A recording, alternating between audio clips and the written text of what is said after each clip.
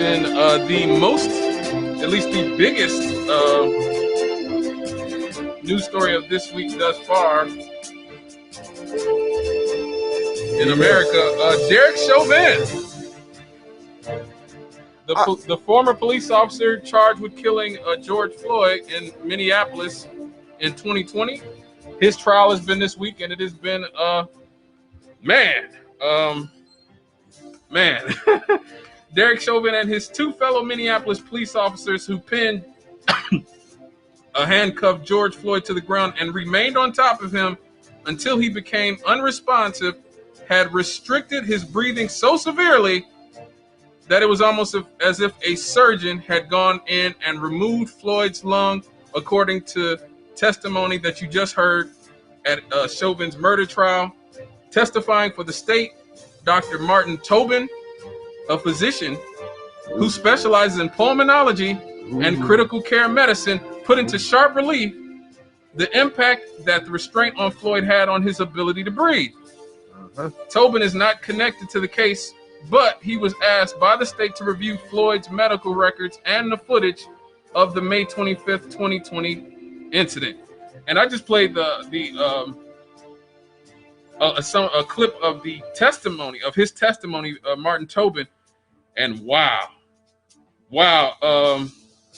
I think anybody who can go on YouTube and see his testimony, because he actually goes in depth in a much longer clip where he actually takes us through the point in which George Floyd went from being conscious to unconscious. Like the second, he dissects it second by second and says, he is conscious right now, and this is where he has slipped into unconsciousness. Wow. Right. I watched it this morning. It was out and out harrowing.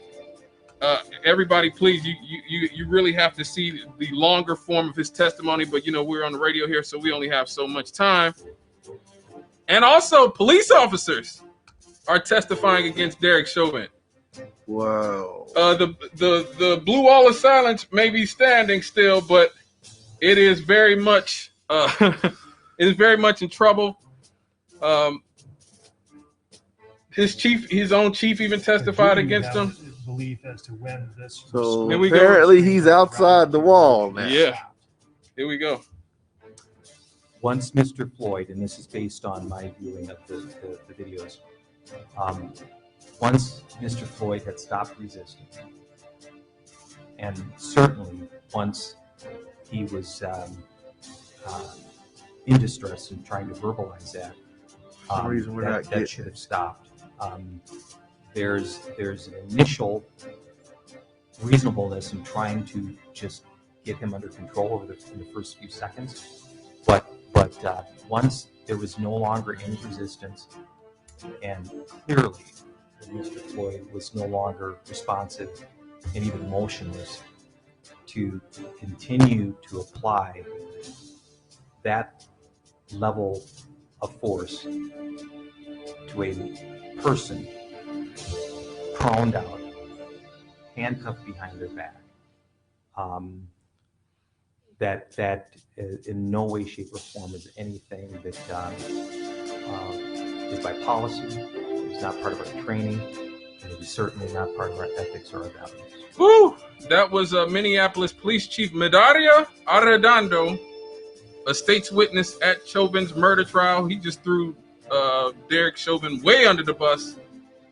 He said, and when we talk about the framework of our sanctity of life policy, and we talk about principles and values that we have, that action goes contrary to what we're talking about.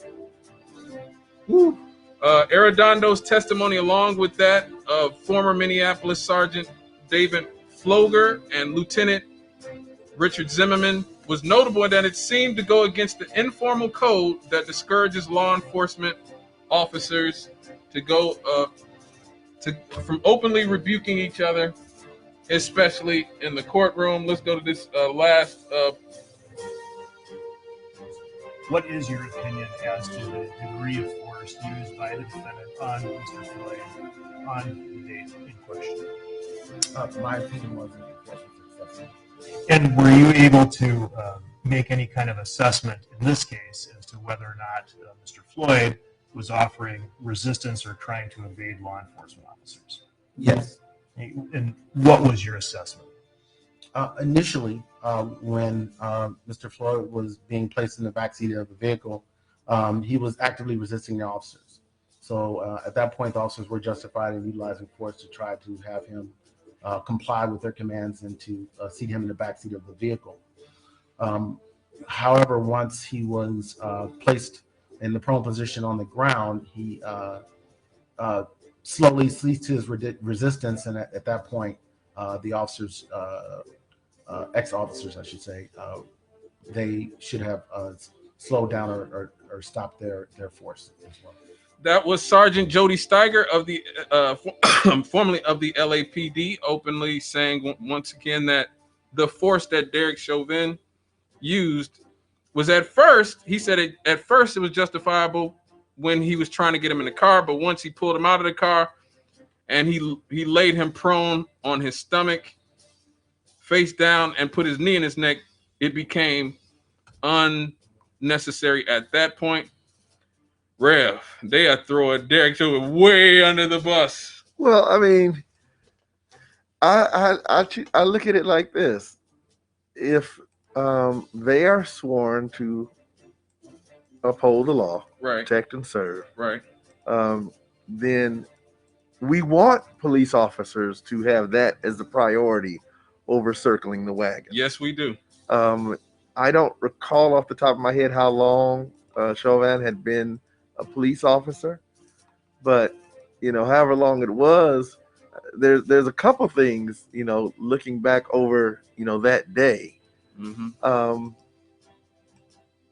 I know emotions get high. I know that you energy is going, but in those sorts of situations, there was no one there from law enforcement who assessed the situation and said, "Hey, back off." And from what I recall, when the paramedic tried to get them to do so, she was basically just blown off.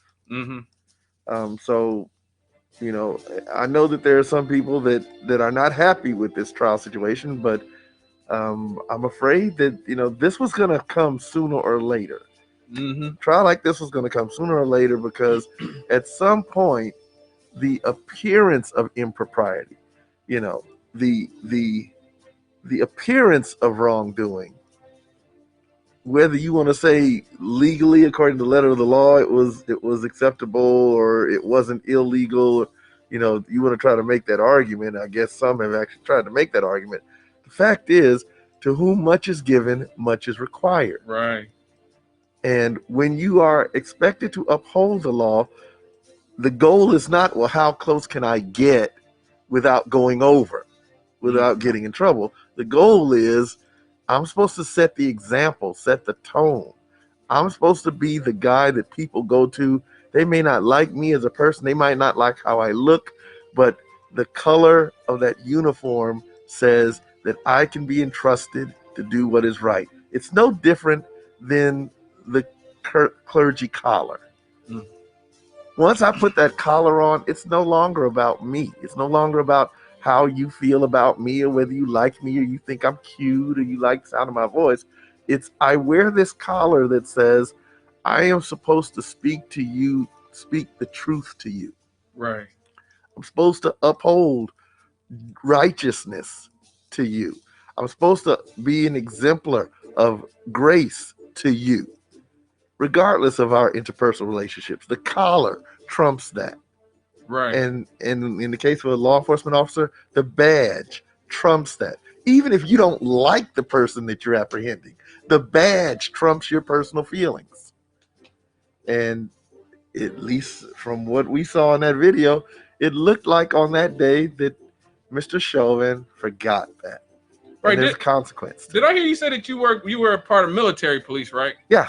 Did you ever think about going into regular policing just once you got out of the military, going into No. In fact, my father asked me, why didn't I do that?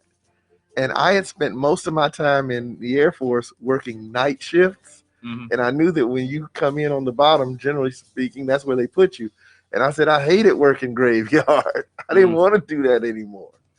But yeah, I remember, when I first got out, and that was the first thing he said to me: if you're coming back home, why don't you go sign up for the police department? And another thing I thought about was I knew that there's a difference between military police and civilian police, just on the issue of use of force policy. The use of force policy in the military is it's crystal clear. There is no room for doubt or confusion or anything. It's not about any sort of subjective feelings or I thought I was in danger or I felt, like my life was threatened. No, it don't matter what you feel. They're very crystal clear cut unless you tried everything else. You've expended all other efforts and there is an imminent threat to a priority resource.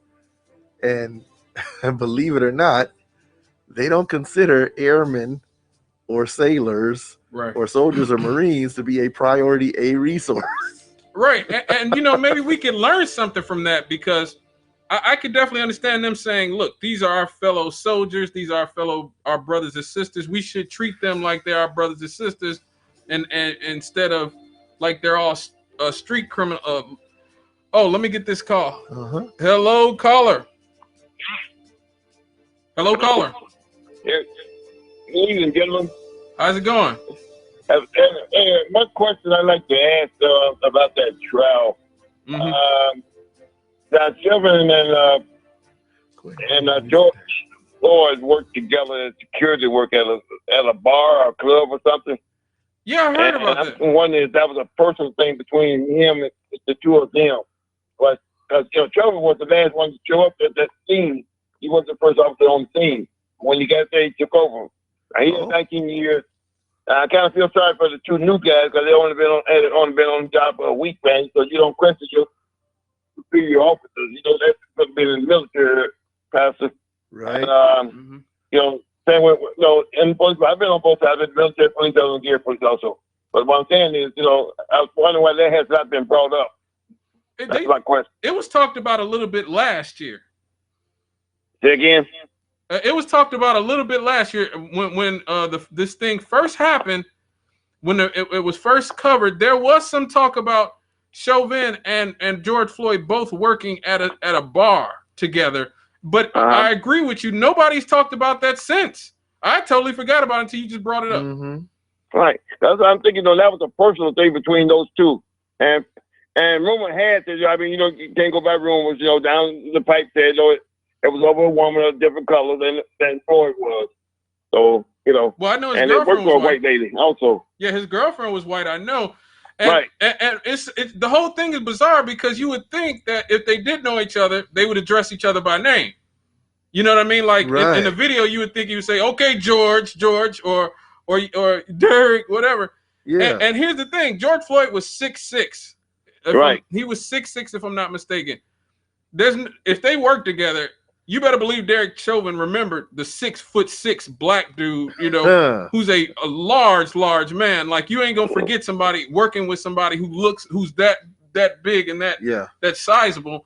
So you're absolutely right, sir. Plus, they interviewed the lady that owned the club or bar, whatever they worked for, at the beginning of this case, But see, they haven't brought her as a witness about anything at all either so far. But like I said, they work together. I'm thinking myself, this is just my opinion. I think it's a personal thing between those two. I don't know, because again, I'm thinking about what you just pointed out. If they work together, they should have been on some degree of a name basis, and yet neither of them addressed the other by his name. Right, that's they bizarre. acted like they were strangers to one you're right about that. Yep. Right, I like don't know, man. Maybe the heat of the moment, they didn't give a damn about whose name, each other's name. No, if I were in that situation, I would be trying to play every angle I could to get, to be able to breathe again. Right. You got that right. So for him to not act like he knew Chauvin and Chauvin act like he didn't know him. Yeah. Maybe it's entirely possible that they may have worked at the same place, maybe different shifts. You know. But last year when it did come out, there were people who worked there who said that they did know each other. So that's what I'm saying. When this happened last year, that was brought up. It has not been brought up since. Right. Okay. I'll listen to the rest of the show. All right. Thank you for your call. We have another caller. Hello, caller.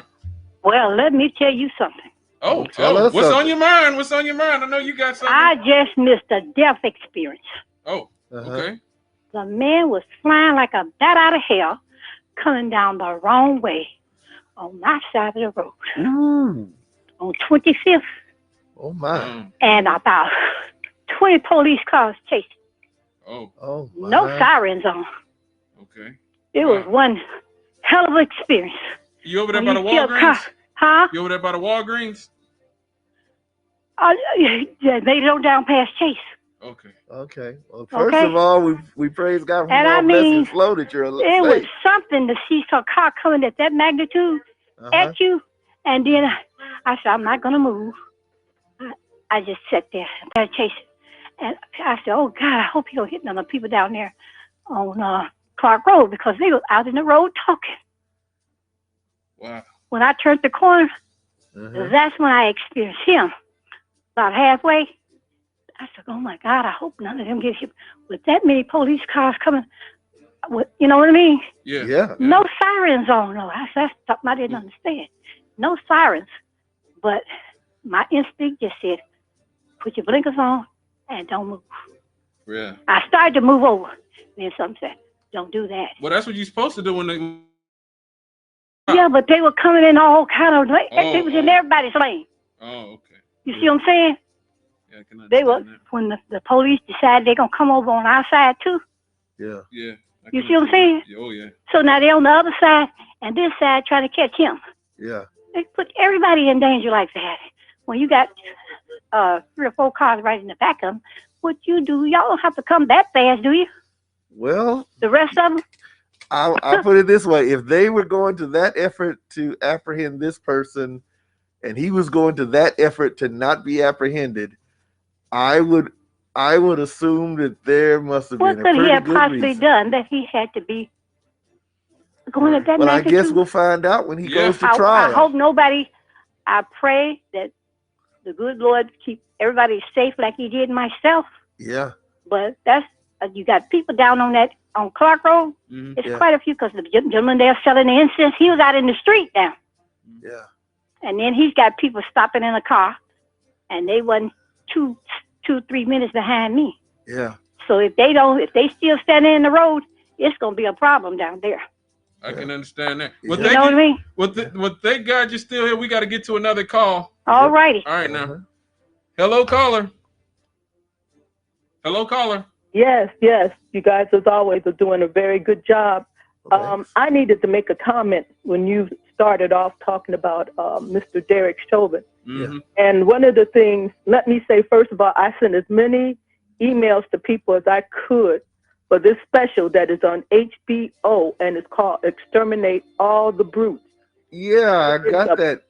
Yeah, I've heard about it. Yes, and I mean, it is mind-blowing. So much information you can think you know, but it's nothing like when a person goes to such details into how things were, and then to see it actually reenacted with the, I guess you could say, the ferocity of the violence and how things turned out. But with him, just listening the 4 years that Donald Trump was here and looking at all these different things through history, a lot of times when these police go after us, it's a case of predator and prey. Oh, yeah. Yeah. Yeah, you know, that adrenaline sometimes you get if somebody's chasing you or whatever it is. It's a different type of adrenaline than it is when you consider yourself a superior being and something or someone you feel you have a right to subdue. Because I could not understand when it first came on TV, because it kind of broke in when it was happening, and the way they showed it, and the man was there, and if you look at his demeanor, he had that look like I've seen when white African hunters, you know, take down a big lion or a big elephant, and it's that I don't know what you, like I said, others say it's the demeanor of, look at what the great white hunter has done. Mm-hmm. And when he, you know, stood there like that, and he had his hands in his pocket, it was almost as if he was saying, look what I have done. Look, Yeah, with no hands. And and the way he kept, every now and then he kind of wiggled a little bit, but it was that idea. And that's one of the things that really hurt me, because watching it on TV when they broke it in, and, when he was doing this, and you kept thinking that somebody was going to do something, but you could see people were afraid to do it. Some people kind of moved that when you could hear people in the background saying, don't. But even as this man was, kind of hollering, and then he, started almost like gurgling, and then he started talking about his mom. And that's the thing, like I said before, that got me, is to hear a man call for his mom, like that. I think that touched every woman I know. Was on the phone asking me, did I see it, because what would happen? Oh my God, if that had been my kid, and she was dead. His mother had passed away. Yeah, she was dead. So he knew at that end, and that's what I'm saying. If you're a mom, that sound when anybody calls you. I don't care if your baby is 92. Once that name is called, you look, and the first thing you do is gravitate towards where they are, or want to know how they do. And I've had friends whose kids were killed, like one of our minister's grandson was killed right here in Miller, and he was shot. Wow. And he laid there, and because the police were there, his mom had to stand there and watch him bleed out. And her thing is, she stood there. The worst thing that can happen is for mom to feel so helpless, and you can't go there to comfort, or to say something, but to watch that attitude, that look. If you look at that look on his face, it is, I am entitled to do what I am doing. And that's why I hope everybody comes. It's on HBO 1 and HBO. Well, they have to watch this. I mean, they have to be listening to this at 6 o'clock. Well, I'm saying, but you can still turn on the TV too. I got the TV on. I just, walked into the other room. But don't turn off Issues and Answers. No. Don't. If it's on HBO, then it should be on HBO. On demand. Yes, right. yes. Watch it on demand. Live stream it. Right. So, but that's what I'm saying about that, and that's what has to be eventually, dealt with. We can't let people continue with that type of attitude towards anybody. So, thanks a lot. You guys do a great job. Well, thank you for your call. I absolutely agree. It did seem like a hunter chasing prey. One thing I'll always remember is I've watched a lot of documentaries and read a lot about the Rodney King case in '92 in LA. And I remember watching a lot of those documentaries, and they talk about the history of LAPD policing, and they talk about the police chief at that time, Daryl Gates, purposely went to recruited from down south in places like Alabama, Mississippi, Louisiana in the 60s. Guys who had just come from Vietnam. He purposely got Army veterans from the South because he knew that they had a certain level of animosity for black people. And that's who he filled the LAPD with in the 1960s and 70s. And when you look at ultimately how a lot of people in not just the LAPD, but in police departments around America have looked at policing. They look at it as if it is the black community that needs to be wrangled. They look at it as it is their place to wrangle us, just like our last caller said, like we are animals of some sort. Yeah. It is their job to protect the rest of society from us and treat us like some sort of zoo animal that is to be wrangled. And that has always been, and we always forget too that the history of policing in this country comes from the slave patrols, comes from slave catchers. And so since the 1800s, when the very first police departments were getting started. So I am curious about that. I've read that, but I'm curious because there were law enforcement issues that had to be dealt with in the colonies. Oh yeah. And so if the narrative is true that police forces came into being in the American colonies for the purpose of dealing with runaway slaves, well, then what did they do before that? I think they have militias, if I'm not mistaken. Like if you ever look at the history of American crime rates in this country, from the 1700s, like the amount of crime in the colonies uh, was absolutely dwarfs what we see in America now. And I think it's important to always state that, because a lot of what police officers get away with now is because there's this perception is that crime has gotten so much worse, and it's all us black people in the inner cities of America that are committing all this crime that deserve to be beat upside the head. When if you look at it, if you look at where crime rates were historically in the 60s, the 1700s, the violent crime rates, the assault rates were absolutely insane. Well, now I'm looking at something right now, and it's about in the state of Connecticut. Apparently, the way they dealt, well, first of all, what they considered crimes included things that nowadays we wouldn't think of in that light: blasphemy, idleness, adultery, and then they didn't have jails. Right.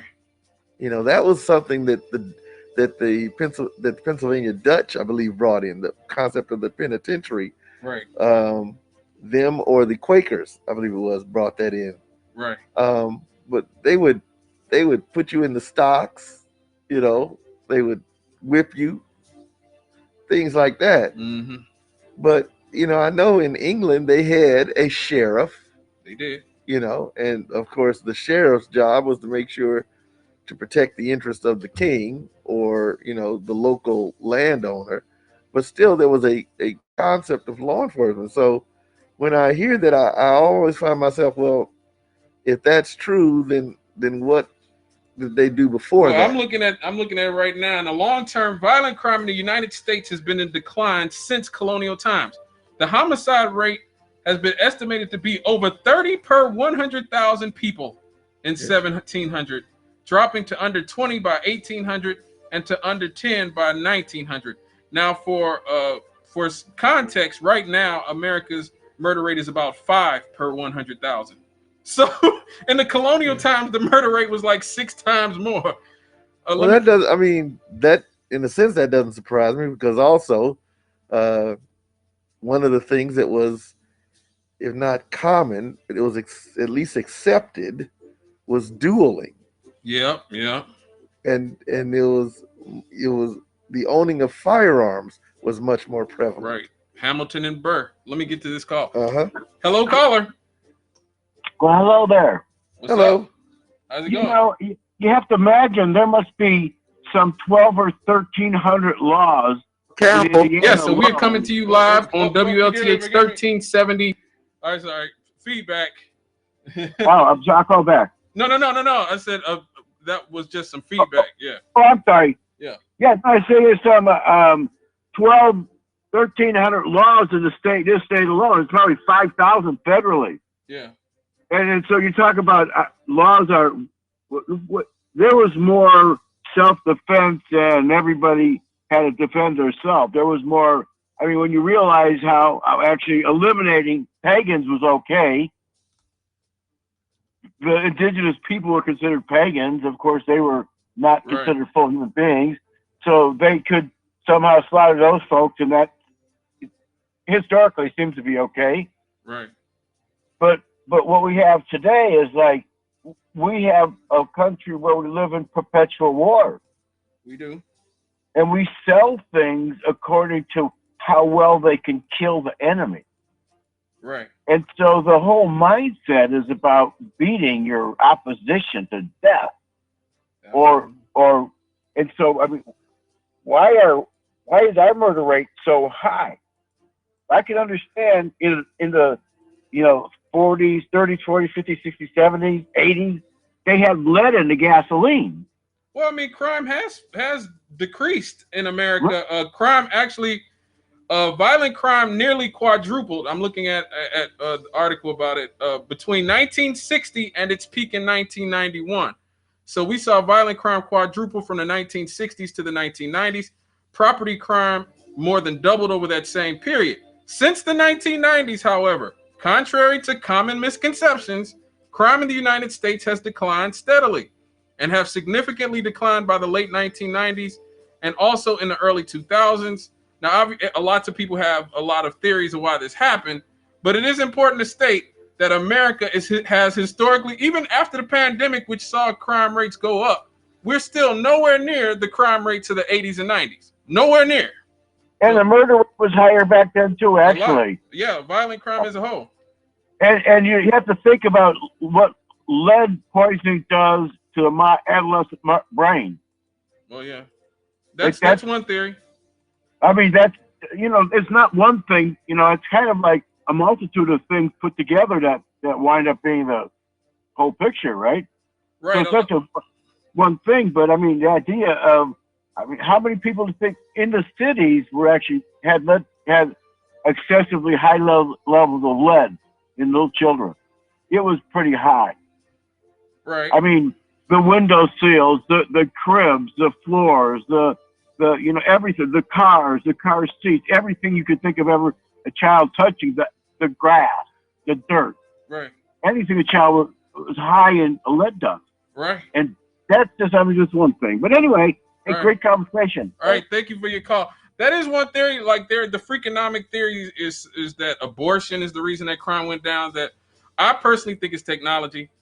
Personally, because crime has gone down across the Western world simultaneously, not just America. In every rich country in the world, crime has gone down simultaneously since the early 90s. Yeah. Now, the only thing I can think of that is different about our society from the society when I was a little kid in the early 90s is computers.